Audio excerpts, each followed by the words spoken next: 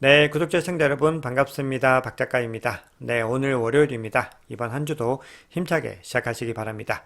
네, 지난주 금요일에 이더리움 현물 ETF 승인이 있었는데 그 이후로 가격이 일정 부분 조정을 받고 주말 동안에 좀 횡보의 흐름들을 이어갔습니다. 자, 그런 중에서도 이더리움 같은 경우는 비트코인에 비해서 상대적으로 가격 방어를 조금 더 잘했다라고 볼 수가 있고요. 전체적으로 나머지 또 알트코인들은 상대적으로 더 지지부진한 움직임들을 보였습니다. 자, 어떻게 보면은 이더리움 현물 ETF 승인이라고 하는 정말 큰 경사가 났음에도 가격이 그에 좀 적절한 반영을 하지 못하는 그런 느낌을 받을 수도 있는데요. 사실 이런 부분들이 상당 부분 예상되었던 부분들이다라고 볼 수가 있죠. 그래서 이 시장이 향후에 어떤 흐름들을 가지고 가게 될지 전체적인 이야기들 한번 나눠보겠습니다. 네, 오늘 영상이 도움이 되셨다면 구독, 좋아요, 댓글, 알림 설정 정중히 부탁드리겠습니다. 네, 그리고 오랜만에 커뮤니티 공지를 좀 하겠습니다. 저희 크립토 트렌드랩 커뮤니티가 지금 운영된 지가 1년이 훌쩍 넘어가고 있는데요. 네, 주말 동안에 불법 광고나 이런 부분들을 차단하면서 더 건전하고 유용한 채널이 되기 위해서 업데이트를 좀 진행을 했습니다. 그래서 이제 새롭게 참여하시고 싶으신 분들은요, 고정 댓글과 설명란에 있는 내용들 잘 확인하셔가지고 참여하시면은 투자에 조금이나마 도움이 되실 거다라고 생각을 합니다. 네, 그러면 이번 주 중요한 거시경제 지표부터 짚고 가겠습니다. 네, 이번 주에는 중요한 지표가 두 가지가 발표가 됩니다. 먼저 첫 번째는 목요일에 발표되는, 즉 분기마다 발표되는 미국의 GDP가 발표가 됩니다. 그래서 1분기 GDP가 지금 이전치보다는 예측치를 보면은 상승률이 좀 많이 꺾이는 것으로 예측이 되고 있는데 이 결과가 지금 어떻게 나올지를 중요하게 좀 보셔야 됩니다. 왜냐하면은 향후에 GDP 같은 경우는 미국의 경제 성장률을 의미하는 것이기 때문에 금리를 결정하는데 굉장히 중요한 요소로 작용할 수가 있겠죠. 자, 그리고 금요일에는 가장 중요한 또 지표가 발표가 됩니다. 바로 PCE 지표, 연준이 가장 중요하게 보는 개인 소비 지출 물가 지수가 발표가 됩니다. 자, 이 결과에 따라서 우리가 향후에 어떤 통화 정책의 방향성들이 조금 더 뚜렷해질 수가 있고 지금 전체적으로 자산 가격들이 지지부진한 움직임을 가지고 가고 있는 부분들도 이 결과에 의해서 뭔가 좀 크게 변동성이 나타날 수 있는 부분들을 염두에 둬야 됩니다. 네, 그리고 현물 ETF 흐름도 이제 지켜보셔야 되는데요. 이더리움의 S1이 아직까지 승인이 안 됐는데, 이더리움의 증권신고서, 즉 S1까지도 통과가 되면은, 이후에는 이더리움으로도 많은 자본들이 흘러 들어오게 됩니다. 그래서 그때부터는 이더리움에 얼마나 많은 자본이 들어오는지도 전체적인 암호화폐 시장의 어떤 가격 상승에 영향을 미치게 될 겁니다. 자, 지금 보시면은 현물 ETF가 10일 연속으로 지금 순유입을 기록을 하고 있습니다. 특히 블랙록의 IBIT에서 많은 유입 흐름들이 나오고 있는데요. 네, 지금 IBIT가 출시 이후로 정말 급격한 상승을 이어가면서 지금 GBTC를 이제 거의 바짝 추격했습니다. 이제 정말 며칠 안 남은 것 같은데요. 그러다 보니까 그레이스케일이 스스로 GBTC 속에서에서 세계 최대 비트코인 ETF라는 문구를 삭제를 했습니다. 그래서 이 부분은 본인들이 이제 조만간 IBIT에게 보유량을 추월당할 것을 본인들도 이제 예상을 하고 있는 부분들이죠. 그래서 대략 지금 격차가 2,000개가 좀 안 나기 때문에 이거는 이제 시간 문제다. 이렇게 볼 수가 있겠습니다. 네, 그리고 마이크로 스트래티지의 CEO인 마이크 셀러 같은 경우는 지금 전체적으로 전 세계 비트코인 ETF 28종이 보유하고 있는 이 비트코인의 수가 99만 개를 지금 넘어섰다라고 주장을 하면서 이 수치는 이제 사토시 나카모토가 보유하고 있는 110만 개에 거의 육박하는 수치이다라고 주장을 하면서 이제는 전체적으로 어떤 시장의 흐름들이 변화되고 있다라는 부분들을 언급을 하고 있습니다. 네, 그러면 시장의 상황들을요, 온체인 지표를 통해서 지금 사이클의 어떤 흐름들을 가지고 가고 있는지, 이런 부분들을 간단하게만 좀 살펴보겠습니다. 요거는 이제 조정된 MVRV 지표라고 해서 전체적으로 이제 불마켓이 어떻게 구조가 형성되고 있는가, 자, 이런 부분들을 집계하는 지표인데요. 자, 지금 보시면은 전체적으로 지금 현 시점에서 시장이 지금 흘러가고 있는 양상들이 과거 2차 대세 상승장 때와 상당히 유사한 흐름들을 가지고 가고 있는 것들을 볼 수가 있습니다. 보시면 전체적으로 비슷한 수준의 어떤 MVRV를 유지를 하고 있으면서 지금 보시면 녹색으로 표시된 부분들이 지금 나타나는 것들을 확인할 수 있는데 이게 바로 굉장히 하이 불마켓으로 지금 접어들고 있는 시그널이다. 이렇게 볼 수가 있겠습니다. 그래서 전체적인 흐름으로 봤을 때 2차 대세 상승장 기준으로 대략 이 정도 구간들에 와 있다라는 부분들을 시그널에서는 확인할 수가 있고요. 전체적으로 이 구간들을 확인하면은 대세 상승장이 이제 절반 정도에 이제 근접해가는 그런 흐름들이 나오고 있는 것 같다. 이런 분석들이 있죠. 네, 야드스틱 지표상으로 봤을 때도 전체적으로 사이클이 대세 상승장의 흐름들을 가지고 가고 있는 부분들을 확인할 수가 있습니다. 자, 이 지표는요, 주식의 주가 수익 비율과 좀 비슷한 개념인데, 비트코인의 총 시가총액을 비트코인 네트워크의 보안 비용으로 볼 수 있겠죠. 이 해시레이트로 나눈 값입니다. 그래서 전체적으로 지지부진한 구간들을 겪고 지금 상승 추세들을 가지고 가고 있는데, 좀 중요한 부분들은 여기서 요 녹색 선이 지금 뜨고 있는 부분들을 볼 수 있는데, 요게 전형적으로 이제 불장으로 전환하는 어떤 역사적인 터닝 포인트에서 요 구간들이 나타났다라는 겁니다. 그리고 이후부터는 이제 대세 상승장으로 흘러갈 가능성들이 굉장히 높고, 이런 흐름들이 과거 패턴들과 상당히 유사하게 이어지고 있다라는 겁니다. 네, 그리고 시장에서 나타나는 또 중요한 변화들로 비트코인 초기 투자자들의 물량들이 계속해서 움직이고 있는 것들을 확인할 수가 있습니다. 그래서 10년 넘게 보관되어 있는 비트코인들이 전고점을 뚫었던 3월 달에는 3.7%라는 사상 최고치를 기록하고 있는 것들을 확인할 수가 있습니다. 네, 그리고 현 시점에서는 2.5% 정도로 표시가 되고 있습니다. 이렇게 오래된 물량들이 움직인다라고 하는 부분들은 향후에 이제 유동성들이 더 많이 늘어날 수 있는 조짐들이다. 이렇게 볼 수가 있겠죠. 그래서 여기서 이제 퍼센트를 의미하는 거는 10년 이상 보관된 이 비트코인의 30일 누적 지출의 어떤 연간 화율로 볼 수가 있습니다. 네, 그리고 이제 조정된 MVT 시그널도 살펴봤을 때, 이게 이제 고평가와 저평가 여부들을 살펴보는 지표라고 볼 수가 있는데요. 지금 올해 들어서 두 번의 어떤 저점 구간들을 터치하고, 그리고 요거는 이제 58K에 최근에 도달했던 그 구간들입니다. 그래서 굉장히 이제 저평가가 되었던 구간들이다라는 거죠. 그리고 일정 부분 반등을 하고 있는데, 대략적으로 중간선 정도를 넘고 있는 부분들이고, 이 시장에서 이게 더 많이 과열이 됐을 때는 요 구간들이나 아니면 이 구간들을 터치를 하게 되는데, 그 구간과는 거리가 좀 있는 것으로 봤을 때 지금 전체적으로 비트코인 가격이 이 네트워크 가치 대비로서 굉장히 많이 고평가된 구간으로 볼 수는 없다라는 것을 확인할 수가 있죠. 네, 그러면 중요한 이슈들 몇 가지 살펴보고 또 계속해서 이더리움 그리고 비트코인 가격 전망에 대한 부분들도 좀 살펴보겠습니다. 네, 마이클 세일러가 앞서 지금 현재 28종의 ETF가 보유하고 있는 비트코인 물량이 사토시가 보유하고 있는 물량들을 이제 추월할 것이다. 이런 뉘앙스의 얘기를 했었는데요.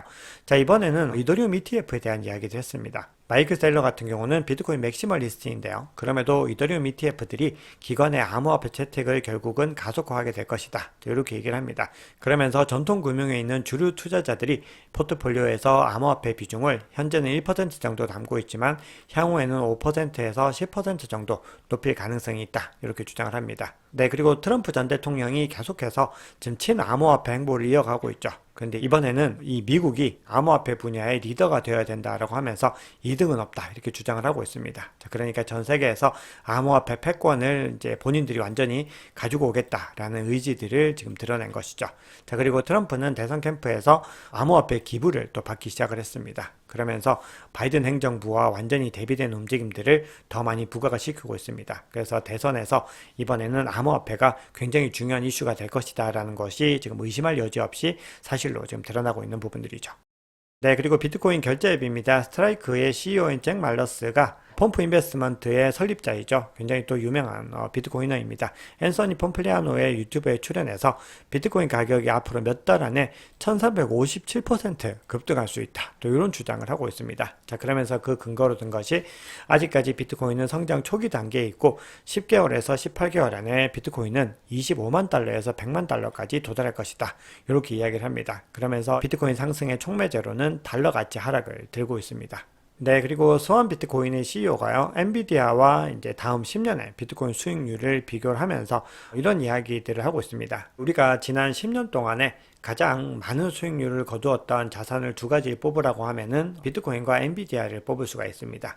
이 두 가지가 뭐 가장 역사적인 상승률을 기록을 했는데요. 매크로 전략 투자자인 린 엘든이 본인의 이제 엑스포스팅에서 엔비디아 주식은 지난 10년간 비트코인 투자 수익률을 상회한 거의 몇 안 되는 자산 중에 하나라고 주장을 했는데요. 스완 비트코인의 CEO는 향후 엔비디아가 다음 10년 동안에 비트코인의 수익률을 상회하는 것은 불가능하다. 주장을 하고 있습니다. 그러니까 앞으로 10년 동안의 어떤 상승 추세에서는 비트코인이 더 우위에 있다라는 부분들을 의미를 하는 거죠.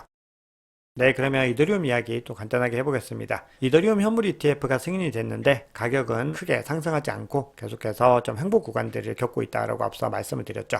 자, 그 근거로 들 수 있는 것은 크게 뭐 네 가지 정도 이유로 들 수가 있습니다.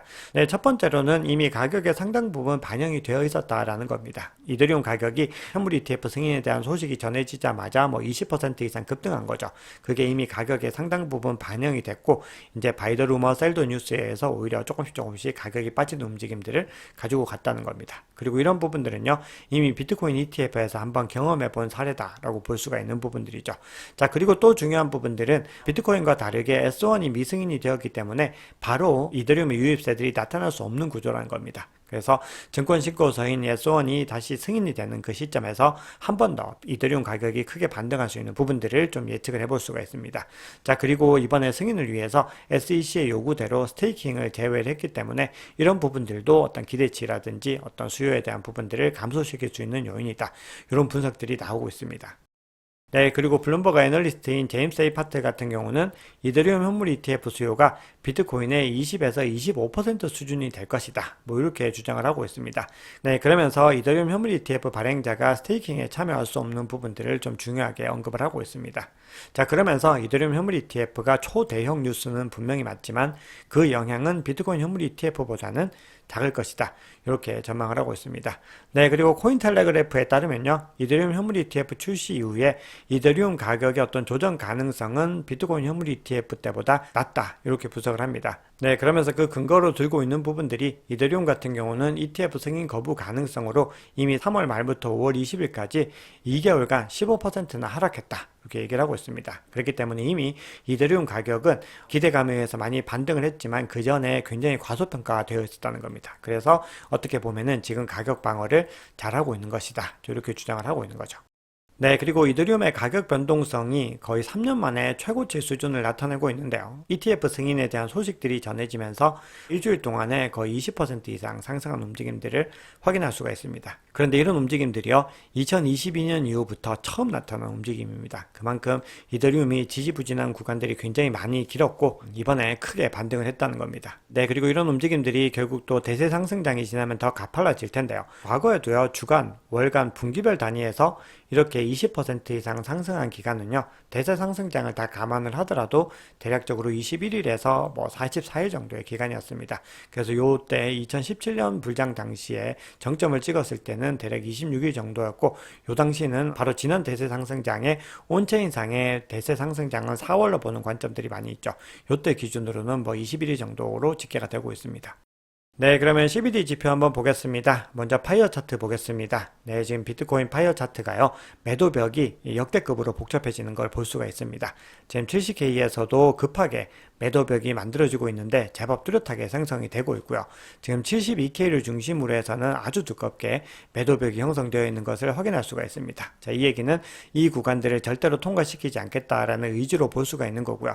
반대로 이 구간을 통과하게 되면은 굉장히 강력한 상승 추세를 이어갈 수 있을 거다라는 부분들로도 해석할 수가 있습니다. 자, 반면에 매수벽 같은 경우는 이런 구간들에서 희미하게 생겨나고 있지만 여전히 60K에서만 유의미한 수준이 유지가 되고 있고 특별하게 형성된 매수벽은 없습니다. 즉 매수세들은 지금 상방을 향하고 있다라는 것들을 확인할 수가 있죠.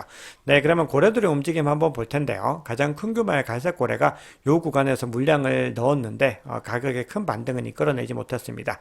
왜냐하면 같은 시간 동안에 이 두 개의 고래, 두 번째로 큰 보라색과 빨간색은 물량을 일정 부분 던지는 모습들을 보였습니다. 그리고 녹색과 주황색 같은 경우는 계속해서 물량을 던져내고 있죠. 그래서 전체적으로 주문량을 보면요, 계속해서 하향 추세들을 이어가고 있습니다. 그래서 이 구간에서 정점을 찍고 꾸준히 지금 물량들은 빠지는 움직임들을 확인할 수가 있습니다. 네, 그럼 비트코인 차트 보겠습니다. 네, 지금 비트코인 가격이 굉장히 좀 중요한 구간들을 계속해서 유지하고 있습니다. 그래서 지금 현재 시점을 계속해서 유지하는 것이 첫 번째 미션이다라고 볼 수가 있겠죠. 그래서 가격이 더 상방으로 향하기 위해서는 이 구간을 지지 삼아서 지금 이 구간 72K를 다시 탈환하는 것이 중요합니다. 그래서 첫 번째로 봐야 되는 부분들이고, 이 구간은 이제 상방 돌파하고 나서 추세 전환이 이루어졌을 때 73.7K와 그리고 이제 80K까지도 이제 갈 수 있는 여력들을 만들어낼 수가 있는 거죠. 근데 만약에 이 가격 구간에서 하방 이탈하게 되면은 22EMA가 있는 66.5K를 1차적으로 방어하는 부분들이 굉장히 중요합니다. 네, 그리고 지금 그 구간을 또 하향 이탈하게 됐을 때는 볼린저 밴드의 중간선과 50SMA가 좀 겹치는 구간들이 있는데요. 이 구간이 대략적으로 65K 정도에 위치를 하고 있습니다. 그래서 전체적으로 이 구간들을 지켜내면은 계속해서 추세의 어떤 흐름들을 유지할 수 있다라고 볼 수가 있죠. 네, 그런데 RSI 상으로 봤을 때는 14 이평선을 터치를 하고 있는데 이 구간에서 지금 반등을 하게 될지 아니면 추세가 조금 더 이걸 하방 돌파하고 꺾이게 될지는 지켜봐야 되는 부분들입니다.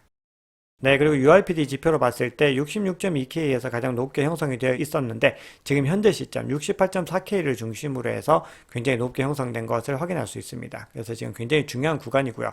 이 구간을 넘고 나서 이 정도 구간을 넘고 나면은 더 가파르게 가격이 상승할 수 있는 구간들로 접어들 수 있습니다. 그리고 만약에 이 구간을 이제 상방으로 이탈하게 됐을 때는 이 구간이 굉장히 강력한 지지 구간으로서 작용을 하게 될 수 있기 때문에 우리가 계속해서 바닥을 높여가면서 좀 상승하는 추세들을 이어갈 수 있다는 걸 확인할 수가 있죠.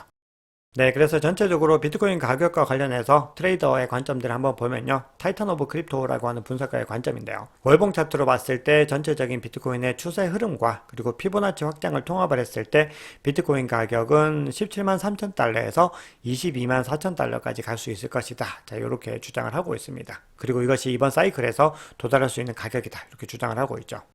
네, 리플 관련해서도 소식 하나만 전해드리고 마무리하겠습니다.